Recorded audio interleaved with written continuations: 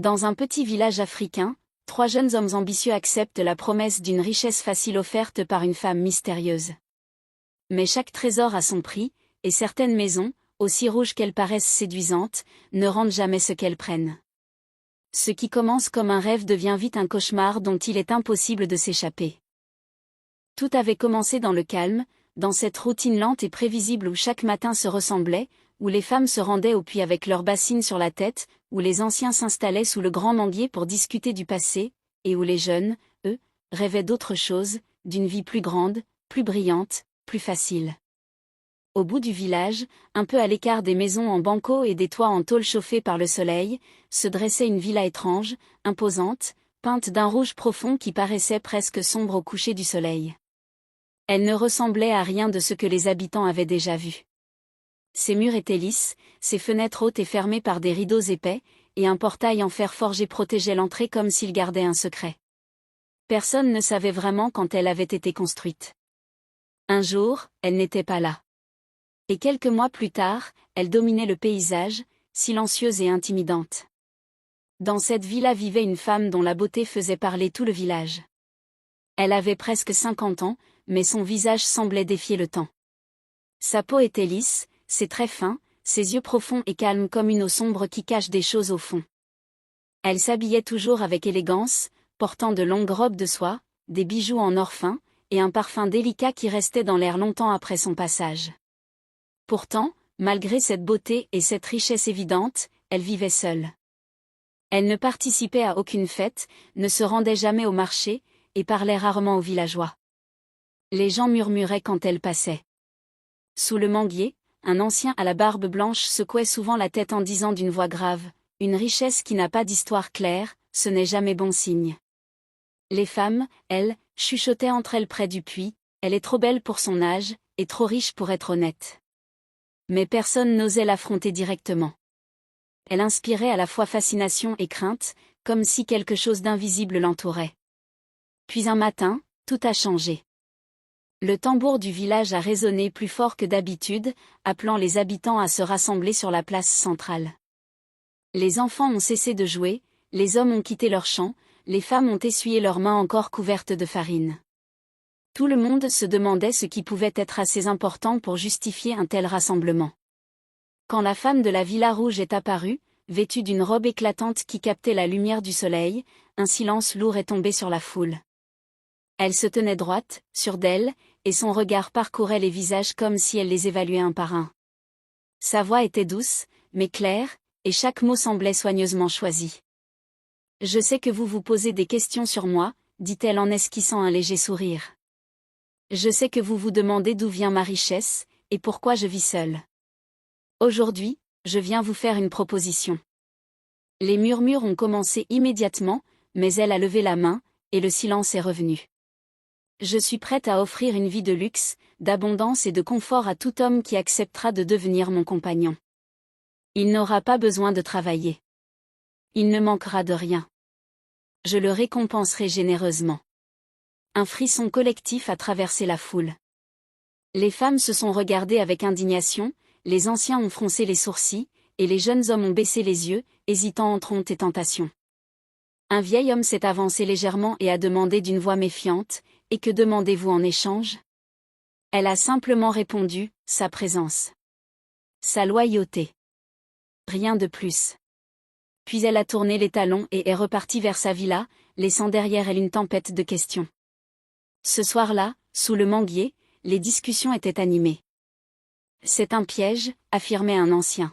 « Aucune richesse ne vient sans sacrifice. » Une femme murmurait à sa voisine, « Et si elle était une sorcière ?» Mais au fond de la foule, 3 jeunes hommes se tenaient un peu à l'écart, leurs regards brillant d'une lueur différente. Albert, le plus grand des 3, était connu pour son arrogance. Il détestait travailler dans les champs et passait son temps à critiquer le village qu'il trouvait trop petit pour ses ambitions. Moussa, lui, était obsédé par l'argent. Il parlait souvent de quitter le village pour devenir riche en ville, mais n'avait jamais eu le courage de partir. Karim, impulsif et colérique, rêvait de respect et de reconnaissance. Les 3 partageaient la même frustration, ils voulaient une vie meilleure, mais sans passer par les sacrifices que leurs parents avaient connus. Assis sur un tronc d'arbre, Albert a éclaté de rire. Vous avez vu leur tête? On dirait qu'elle a annoncé la fin du monde. Moussa a haussé les épaules. Moi je vois une opportunité. Une vraie. Une femme riche qui cherche de la compagnie, et nous, on cherche de l'argent. Karim a ajouté, les yeux brillants, vous avez peur, ou quoi? Albert s'est redressé. Peur? Moi? Jamais. Je suis sûr que cette femme est simplement seule. Elle veut quelqu'un pour profiter de sa richesse. Moussa a souri lentement. Alors allons-y. Avant qu'un autre ne prenne la place. Le lendemain, le village entier retenait son souffle en voyant les 3 jeunes marcher d'un pas assuré vers la Villa Rouge. Les femmes les observaient avec mépris, les anciens avec inquiétude.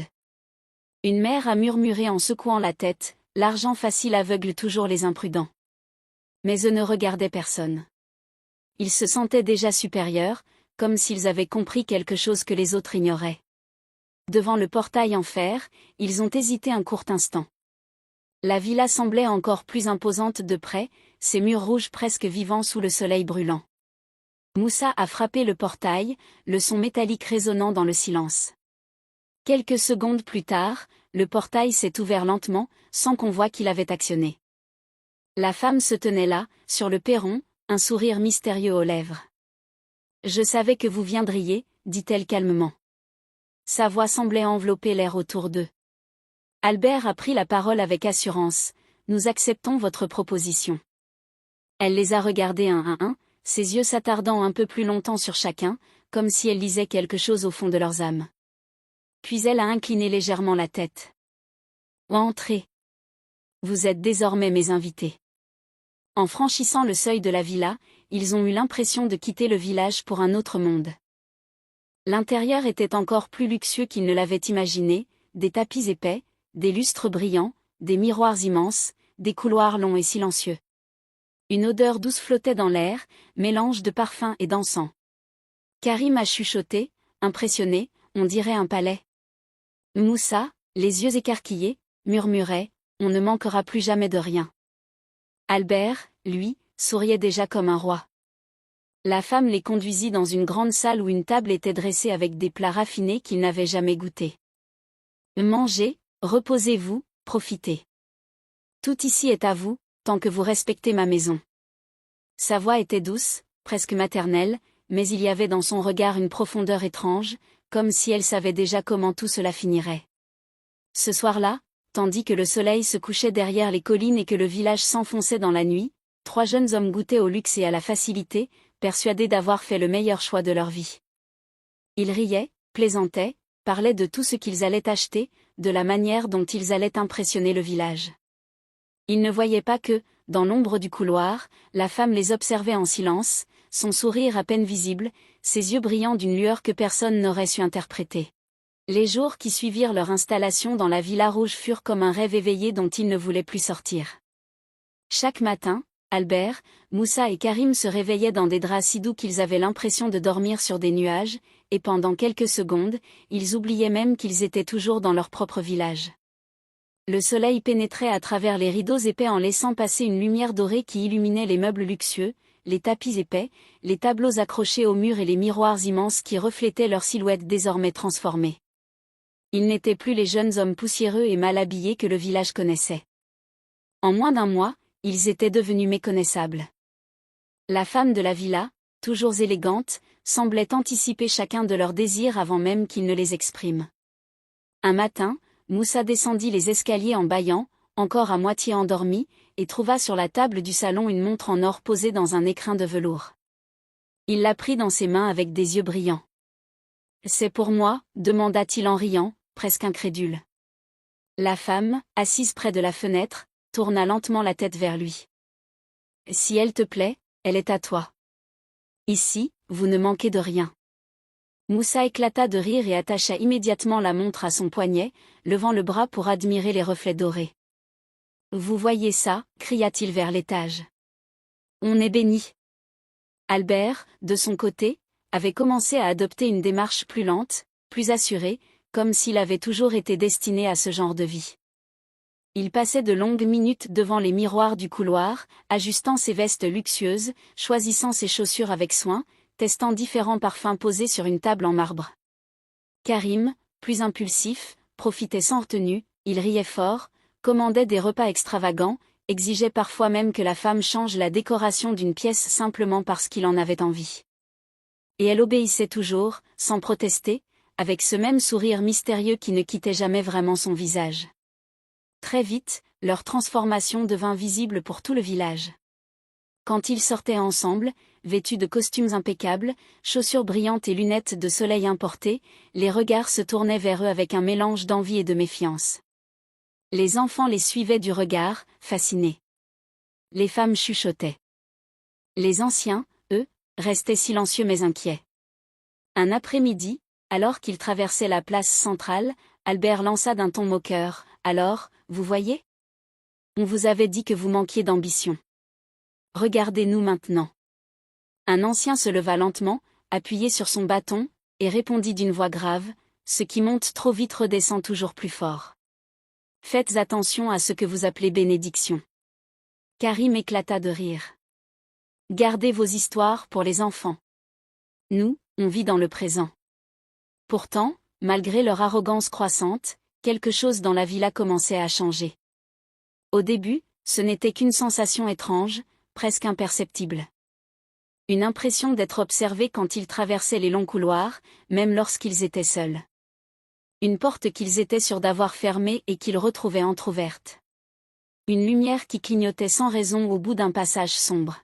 « Tu as entendu ça ?» demanda un soir Karim en s'arrêtant brusquement au milieu du couloir. « Entendu quoi ?» répondit Albert en soupirant.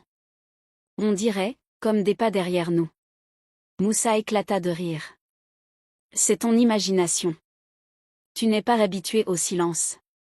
Ici, tout résonne. » La femme, elle, restait toujours calme. Elle apparaissait souvent sans bruit, comme si elle glissait plutôt qu'elle ne marchait. Parfois, ils avaient l'impression qu'elle savait exactement de quoi il parlait avant même qu'il n'ouvre la bouche.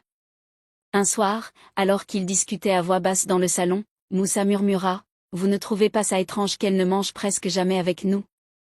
La femme entra à cet instant précis, un plateau à la main. « Vous parliez de moi ?» demanda-t-elle doucement. Un silence gêné s'installa. Albert répondit rapidement, « Non, non, on disait juste que la nourriture est excellente. » Elle sourit lentement. « Tant mieux. Profitez. » Les nuits devinrent progressivement plus lourdes. Le vent semblait frapper les fenêtres avec plus d'insistance, et les rideaux rouges bougeaient parfois sans qu'aucune brise ne soit visible. Karim commença à faire des rêves étranges, sans oser les raconter immédiatement. Il voyait des couloirs interminables, des murs qui semblaient respirer, et au bout du passage, une silhouette immobile qui l'observait. Un matin, il se réveilla en sursaut, couvert de sueur. Albert, irrité, grogna depuis son lit, « Qu'est-ce que tu as encore ?» Karim hésita avant de répondre, « J'ai rêvé que la maison saignait, que les murs coulaient comme de la pluie rouge. » Moussa éclata de rire en se retournant.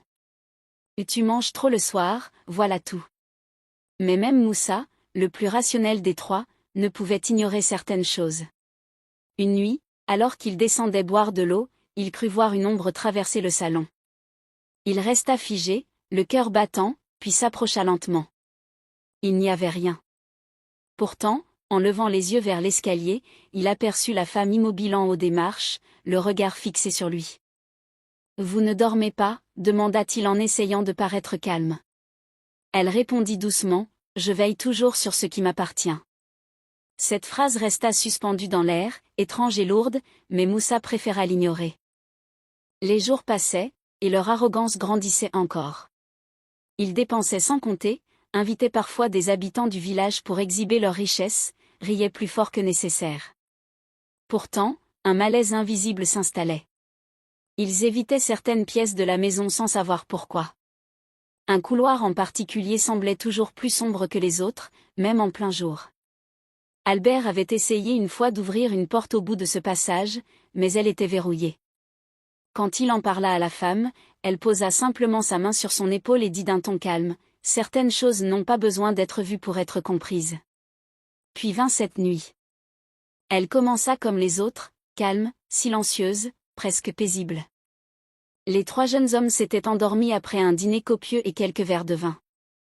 Mais au milieu de la nuit, un froid soudain les réveilla en même temps, comme si l'air de la pièce avait changé brusquement. Albert ouvrit les yeux en premier, fronçant les sourcils. « Vous sentez ça » murmura-t-il. Moussa se redressa lentement. « On dirait, du fer. » Karim tourna la tête vers le mur, et son souffle se bloqua dans sa gorge. Les murs. Ils étaient couverts de taches sombres qui s'étendaient lentement, comme si quelque chose coulait de l'intérieur même de la villa. Une odeur métallique envahit la pièce. Moussa se leva d'un bond, reculant jusqu'à heurter la table de nuit. « Ce n'est pas possible » balbutia-t-il. Karim passa la main sur le mur, et ses doigts revinrent rouges. Il fixa sa paume, tremblant. « C'est du sang » Un silence lourd les enveloppa, puis Albert hurla, « Sortez d'ici !» Ils ouvrirent la porte en catastrophe et coururent dans le couloir, mais partout où leurs yeux se posaient, les murs semblaient marqués de traînées rouges, comme si la maison entière saignait lentement dans l'obscurité. Le sol semblait collant sous leurs pieds. Les miroirs reflétaient leur panique. Ils descendirent les escaliers en trébuchant, criant le nom de la femme. « Madame ! Où êtes-vous » Aucune réponse. Ils franchirent le portail en hurlant, courant vers le village comme des enfants effrayés. Les habitants, réveillés en sursaut par leurs cris, accoururent avec des lanternes et des torchets. « Que se passe-t-il » demanda un ancien. Albert, hors d'haleine, pointa la villa du doigt. Les murs, ils saignent, la maison est remplie de sang. Les villageois échangèrent des regards inquiets mais décidèrent de vérifier. En groupe, ils s'approchèrent de la villa rouge, le cœur battant. Le portail était ouvert. Ils entrèrent lentement, prêts à découvrir l'horreur décrite par les jeunes hommes. Mais à l'intérieur, tout était parfaitement normal. Les murs étaient propres. Le sol impeccable. Aucune odeur étrange. Aucune trace rouge. Un murmure parcourut la foule. Un ancien se tourna vers eux, le regard sévère. « Vous vous moquez de nous » Moussa secoua la tête, la voix tremblante. « On l'a vu, je vous jure. » Karim fixait les murs comme s'il espérait que le sang réapparaisse pour prouver qu'il n'était pas fou. Mais le plus étrange, c'était l'absence de la femme. Ils fouillèrent chaque pièce, appelèrent son nom, inspectèrent les chambres, le salon, les couloirs. Elle avait disparu. Pas de bagages manquants, pas de signe de départ précipité. Comme si elle s'était simplement évaporée. Les villageois commencèrent à murmurer plus fort. Peut-être qu'ils lui ont fait quelque chose.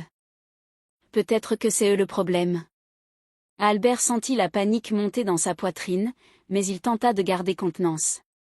Elle doit être partie en voyage, c'est tout. Pourtant, au fond de lui, une petite voix chuchotait que rien de tout cela n'était normal. Cette nuit-là, alors que le village retournait lentement à son sommeil agité, la villa rouge resta silencieuse, vide de sa mystérieuse propriétaire. Les 3 jeunes hommes, eux, ne trouvèrent pas le repos. Ils se regardaient dans l'obscurité, chacun se demandant en secret si ce qu'ils avaient vu était réel, ou si quelque chose d'invisible venait tout juste de commencer. Le lendemain de la nuit du sang, le village ne se réveilla pas comme d'habitude. Il y avait dans l'air quelque chose de lourd, d'invisible, comme si même le vent hésitait à traverser les ruelles poussiéreuses. Les femmes parlaient à voix basse au puits, les anciens restaient silencieux sous le manguier, et les regards se tournaient constamment vers la villa rouge, immobile au bout du chemin, comme si elle observait tout le monde sans en avoir l'air. Albert, Moussa et Karim n'avaient presque pas dormi. Ils s'étaient convaincus, tant bien que mal, qu'ils avaient été victimes d'une hallucination collective, d'un mauvais rêve partagé, mais l'image des murs couverts de sang revenait sans cesse frapper leur esprit. « On ne peut pas continuer comme si rien ne s'était passé » murmura Moussa en faisant les 100 pas dans le grand salon silencieux. La villa semblait plus froide depuis la disparition de la femme, comme si sa présence était ce qui maintenait une chaleur invisible entre les murs. Albert, assis dans un fauteuil, tentait de garder son assurance, mais ses doigts tremblaient légèrement. « Il n'y a rien ici. » Les villageois ont vu eux-mêmes que tout était normal. On a dû imaginer le reste. Karim, appuyé contre une colonne, fixait le couloir sombre au fond de la maison. Non, ce n'était pas un rêve. J'ai senti le sang sur ma main. J'ai senti son odeur. Ils tentèrent malgré tout de reprendre leur routine, mais quelque chose avait changé en eux. L'arrogance qui les faisait rire du village avait laissé place à une inquiétude sourde qu'ils essayaient de cacher. Les vêtements luxueux, les montres en or, les chaussures brillantes, tout cela semblait soudain moins impressionnant quand on vivait dans une maison qui, peut-être, respirait dans l'ombre. Les nuits suivantes devinrent encore plus étranges. La villa, sans sa propriétaire, semblait pourtant habitée par une présence invisible. C'est Moussa qui fut le premier à basculer. La première nuit, il se réveilla en sursaut, la poitrine haletante, les yeux grands ouverts dans l'obscurité. Il avait rêvé qu'il marchait seul dans le couloir interdit, celui dont la porte était toujours verrouillée.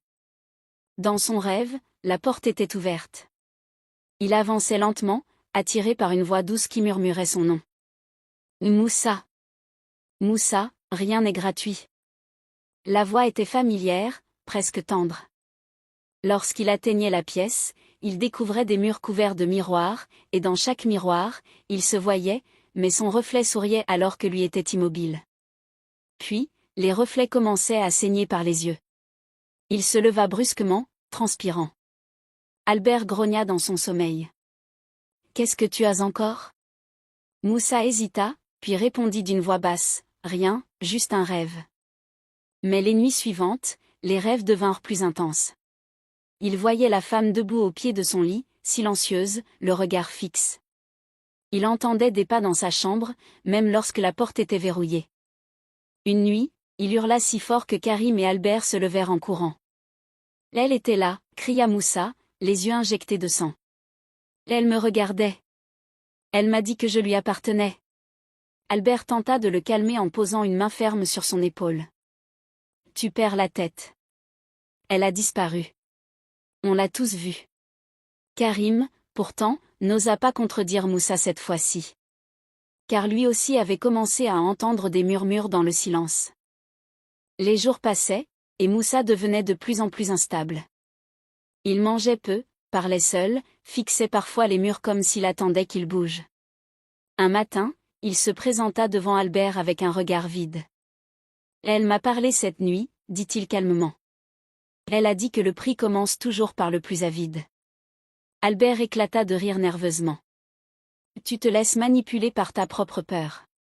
Reprends-toi. » Mais au fond de lui, un frisson parcourut son dos. Puis vint le matin où tout bascula. Karim descendit le premier, comme d'habitude, pour boire de l'eau. Il appela Moussa, n'obtenant aucune réponse. Il monta alors à l'étage et ouvrit la porte de sa chambre. Ce qu'il vit le glaça sur place. Moussa était allongé sur son lit, les yeux grands ouverts, fixant le plafond. Son visage était figé dans une expression de terreur pure, comme s'il avait vu quelque chose d'insoutenable juste avant de mourir. Aucun signe de lutte. Aucune blessure apparente. Juste cette peur gravée sur ses traits. Karim recula en titubant. « Albert » hurla-t-il. Albert accourut et resta immobile en voyant le corps. Un silence lourd tomba sur la pièce. « Ce n'est pas possible » murmura Albert. Il était juste fatigué, c'est tout. Mais il savait que ce n'était pas vrai. Le village fut de nouveau rassemblé. Les murmures étaient plus forts cette fois. Un ancien examina le corps, secoua lentement la tête. Ce regard, ce n'est pas la mort naturelle. Une femme murmura, la malédiction a commencé. Albert serra les dents. Il faisait des cauchemars, c'est tout. Son cœur a lâché. Mais personne ne semblait convaincu. L'enterrement fut lourd et silencieux. Karim évitait les regards. Albert tentait de rester digne, mais la peur commençait à s'installer profondément dans son ventre. Quand la terre recouvrit le cercueil, un vent froid traversa le cimetière malgré la chaleur du soleil. Un ancien s'approcha d'eux et dit d'une voix grave, « Parfois, la richesse facile ouvre des portes qu'on ne peut plus refermer. » La nuit suivante, Karim ne trouva pas le sommeil. Il fixait le plafond, le cœur battant. Albert dormait d'un sommeil agité dans la pièce voisine. Soudain, un bruit sec résonna dans le couloir. Karim se redressa. Des pas lents. Mesuré. Il sortit de sa chambre et avança prudemment. Albert, appela Théil. Aucune réponse. Les pas continuaient, comme s'ils tournaient autour de lui. Puis il la vit. Au bout du couloir, près de l'escalier, la femme se tenait immobile. Sa robe flottait légèrement, bien qu'il n'y ait aucun vent.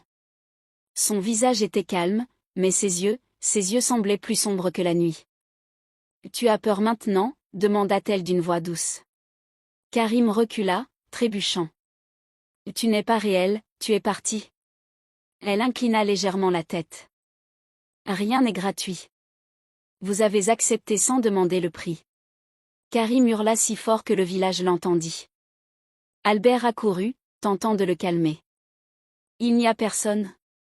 Regarde autour de toi. » Mais Karim pointait le vide, les yeux écarquillés. « Elle est là. Elle est juste là. » Il se débattit violemment, comme si des mains invisibles tentaient de le saisir. Pris de panique, il courut hors de la villa, traversant le village en criant jusqu'au cimetière. Les habitants, réveillés une nouvelle fois, le suivirent. Karim se tenait au milieu des tombes, pointant le vide. « Elle veut nous prendre ? Elle a pris Moussa. » Les anciens décidèrent de l'enfermer pour la nuit, convaincus qu'il était possédé ou victime d'un mal mystérieux. Ils le placèrent dans une petite pièce près de la case du chef et commencèrent des prières et des rituels traditionnels pour le calmer. Toute la nuit, ses cris résonnèrent. Puis, au petit matin, le silence. Quand les anciens ouvrirent la porte, la pièce était vide. Aucune fenêtre brisée. Aucune trace de fuite. Juste les cordes posées au sol, comme si elles avaient été détachées de l'intérieur. Le village fut envahi par la peur.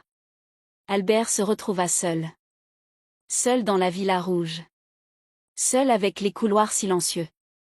Seul avec les miroirs immenses. Et dans le silence de cette maison qui semblait désormais respirer autour de lui, une certitude terrible commençait à s'imposer dans son esprit, quelque chose était venu réclamer son dû, et ce n'était peut-être pas encore terminé. Le silence qui suivit la disparition de Karim ne ressemblait à rien de ce qu'Albert avait déjà connu. Ce n'était pas le simple silence d'une nuit sans vent ou d'un village endormi. C'était un silence lourd, épais, presque vivant, comme si la villa rouge retenait son souffle en attendant quelque chose. Albert se retrouva seul dans cette immense maison, entouré de luxe, de dorures, de tapis épais, mais pour la première fois depuis qu'il avait franchi le portail, il ne se sentait plus puissant. Il se sentait observé. Les premières heures, il tenta de se convaincre qu'il avait encore le contrôle. Il marcha dans le salon, redressa les coussins, ajusta sa veste devant le grand miroir comme il le faisait toujours, mais son reflet lui sembla étrange, plus pâle, plus fatigué. Il se força à rire en murmurant, « Tout ça, ce sont des coïncidences. » Moussa était faible. Karim a perdu la tête. Moi, je suis différent. Pourtant, au fond de lui, une petite voix répétait les mots qu'il refusait d'accepter, « Rien n'est gratuit. » Le village, de son côté, ne cachait plus sa méfiance. Quand Albert traversait la place, les conversations s'arrêtaient brusquement. Les mères rappelaient leurs enfants à l'intérieur. Les anciens le regardaient longuement sans dire un mot. Cette nuit-là, Albert ne trouva pas le sommeil. Il arpentait les couloirs, chaque bruit le faisant sursauter. Les miroirs lui renvoyaient une image qu'il reconnaissait à peine. À un moment, il s'arrêta devant celui du grand salon et fixa son reflet. « Je ne suis pas comme eux, » murmura-t-il. « Je ne mourrai pas ici. » Mais derrière son reflet, il crut voir une silhouette se dessiner lentement. Il se retourna brusquement. Personne. Le vent frappa soudain les fenêtres avec violence, bien qu'il n'y ait pas d'orage dehors. Les rideaux rouges se mirent à flotter comme des flammes. Les lumières clignotèrent. Puis, dans le couloir sombre menant à la pièce interdite, une lueur faible apparut. Albert recula d'un pas, « Ce n'est pas réel. » Chuchota Théil. Mais ses jambes l'emmenaient déjà vers cette lumière, comme attirées par une force invisible. La porte qui avait toujours été verrouillée était entr'ouverte. Son cœur battait si fort qu'il entendait son propre souffle résonner contre les murs. Lentement, il poussa la porte. La pièce était vaste, mais presque vide. Au centre, un immense miroir ancien se dressait, entouré de bougies éteintes. L'air était plus froid ici. Il s'approcha, hésitant, et se regarda. Pendant une seconde, rien d'anormal. Puis son reflet sourit. Albert recula brusquement, mais le reflet resta immobile, ce sourire étrange figé sur son visage. Derrière le reflet, la femme apparut lentement, debout dans le miroir mais absente de la pièce réelle. Sa robe semblait flotter dans une brume invisible. « Tu comprends maintenant » dit-elle d'une voix douce qui semblait venir de partout à la fois. Albert secoua la tête, les yeux remplis de peur. « Tu n'es pas réelle, tu es morte, tu as disparu. » Elle inclina légèrement la tête. « Je ne disparais jamais. Je donne ce que les hommes désirent le plus, et je prends ce qu'ils refusent de perdre. » Son regard devint plus sombre. « Vous vouliez la richesse sans le travail. Le confort sans l'effort. Le respect sans l'humilité. Le prix est toujours payé. » Albert tomba à genoux, les mains tremblantes. « Je peux partir, je renonce à tout, prends la maison, prends l'argent. » Un silence glacé envahit la pièce. Puis la femme répondit calmement, « Ce qui est accepté ne peut être rendu. » Les bougies s'allumèrent brusquement autour du miroir. Les murs commencèrent à vibrer légèrement. Dans le reflet, Albert vit Moussa et Karim apparaître derrière lui, leurs visages figés dans la même expression de terreur que lors de leur mort. Ils ne parlaient pas, mais leurs yeux semblaient supplier. « Ce n'est pas ma faute, » hurla Albert. « On l'a fait ensemble. » La femme s'approcha dans le reflet jusqu'à être juste derrière lui. « Oui. Ensemble. » Un cri déchira la nuit. Au village, quelques habitants se réveillèrent en sursaut. Certains affirmèrent avoir entendu un hurlement venu de la Villa Rouge. Mais personne n'osa s'en approcher avant le lever du soleil. Quand enfin les anciens franchirent le portail, la maison était silencieuse. Trop silencieuse. Ils appelèrent Albert. Aucune réponse. Ils fouillèrent les pièces une à une. Le salon était intact. Les chambres vides. La porte de la pièce interdite était fermée comme si elle ne s'était jamais ouverte. Albert avait disparu. Aucune trace de lutte. Aucun signe de fuite. Juste le silence. Les jours suivants, le village décida de condamner la villa. Les portes furent scellées. Le portail verrouillé.